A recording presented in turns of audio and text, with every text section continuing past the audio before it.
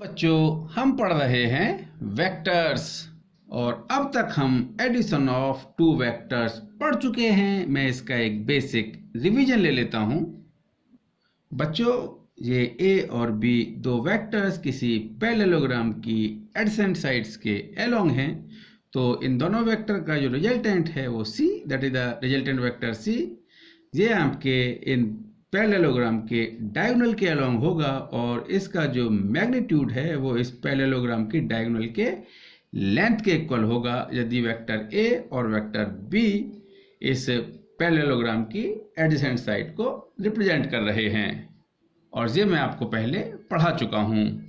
तो इन जर्नल बच्चों, ये कोई आपका ए वेक्टर है और ये बी वेक्टर है। जहां पर देखिए बच्चों, बी की जो टेल है वो ए के हेड से मिल रही है। तो इनका जो resultant C, that equal to vector A plus vector B.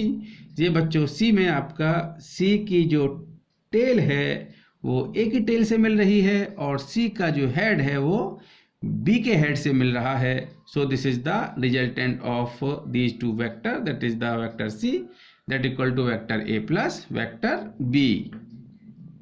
अब बच्चों हम पढ़ेंगे यूनिट वेक्टर। तो बच्चों यहाँ पर यूनिट का मतलब होता है वन और वेक्टर का मतलब डायरेक्शन। तो ये इंडिकेट करता है कि कोई ऐसा वेक्टर जिसका कि मैग्नीट्यूड वन हो और एक स्पेसिफिक डायरेक्शन हो जिसकी, तो ऐसे वेक्टर को बच्चों हम यूनिट वेक्टर बोलते हैं। यानी a vector with unit magnitude with specific direction is called unit vector. तो बच्चों इसको एक एग्जांपल से समझते हैं। कंसीडर करते हैं कि ये कोई ब्लॉक है और इस ब्लॉक पर 5 न्यूटन का फोर्स एक्स एक्सिस की डायरेक्शन में लग रहा है।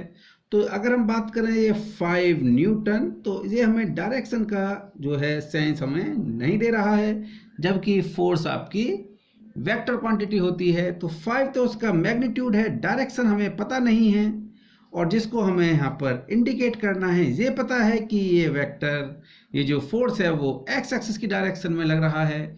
तो कुछ ऐसा करने के लिए, यानी इसकी डायरेक्शन स्पेसिफाई करने के लिए हम लिखेंगे 5 आई कैप।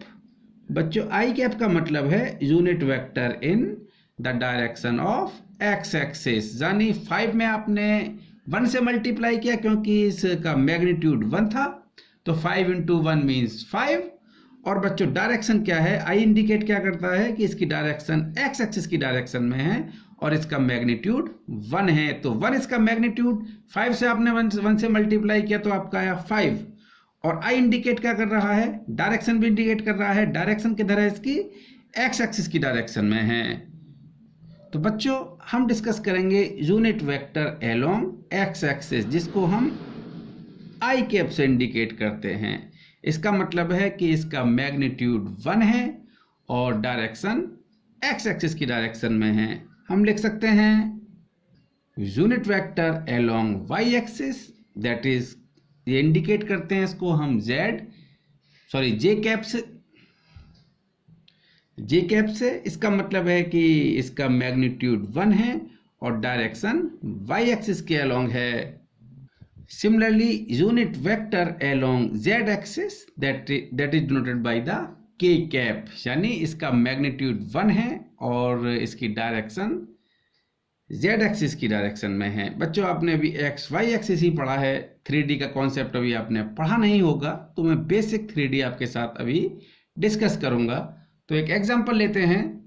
ये बच्चों कोई ब्लॉक है और इस पर वाई एक्सिस की डायरेक्शन में 2 न्यूटन का फोर्स लगा है। तो हम इसको लिख सकते हैं F that equal to 2 J cap, बाद में लिखेंगे यूनिट। तो इसका मतलब है इसका मैग्नीट्यूड कितना है, 2। डायरेक्शन किधर है, जे कैप क्या बता रहा है कि इसकी डायरेक्शन वाई एक्सिस की डायरेक्शन में है और इसकी यूनिट न्यूटन है। फॉर एन एग्जांपल, अगेन ये आपका ब्लॉक है और इस पर जो फोर्स है एक्स एक्सिस की नेगेटिव डायरेक्शन में लग रहा है, क्योंकि ये आपका एक्स एक्सिस है, नेगेटिव डायरेक्शन आपकी एक्स एक्सिस की इधर होगी।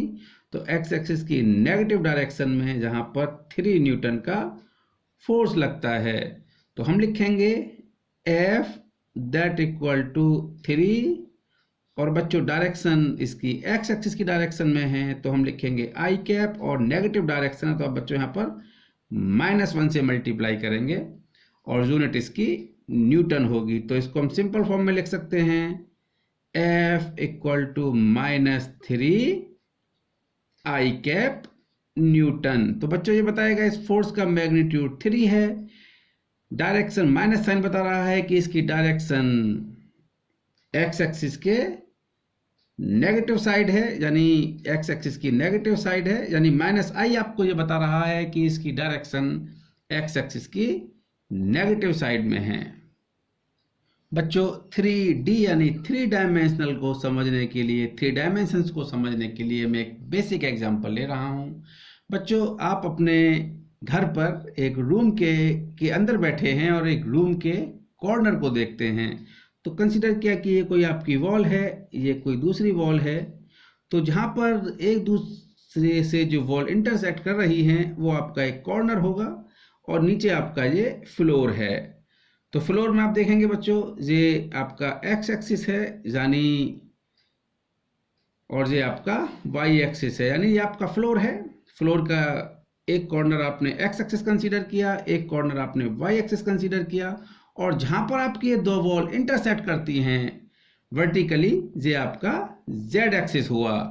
और आप देखेंगे ध्यान से, अगर रूम आपका परफेक्टली रेक्टेंगुलर शेप या स्क्वायर शेप का है तो बच्चों ये जो एक्सिस हैं वो एक दूसरे को 90 डिग्री पर इंटरसेक्ट कर रहे होंगे। So angle between the X axis and Y axis that is the 90 degree, and angle between the x axis and z axis that also will be the 90 degree, and angle between the z axis and y axis that will be 90 degree. So this is the basic of the 3D। बच्चों आपने unit vector को समझा होगा। आई cap का मतलब एक ऐसा vector जिसकी की मैग्नीट्यूड 1 है और डायरेक्शन एक्स एक्सिस की डायरेक्शन में है। जे कैप का मतलब unit vector with magnitude 1 and direction along the Y axis. K cap यानी unit vector with magnitude 1, unit vector का मतलब ही 1 मैग्नीट्यूड का वेक्टर है और जिसकी डायरेक्शन आपका जेड एक्सिस की डायरेक्शन में है। तो बच्चों ये कुछ बेसिक है, ये आपको समझना होगा।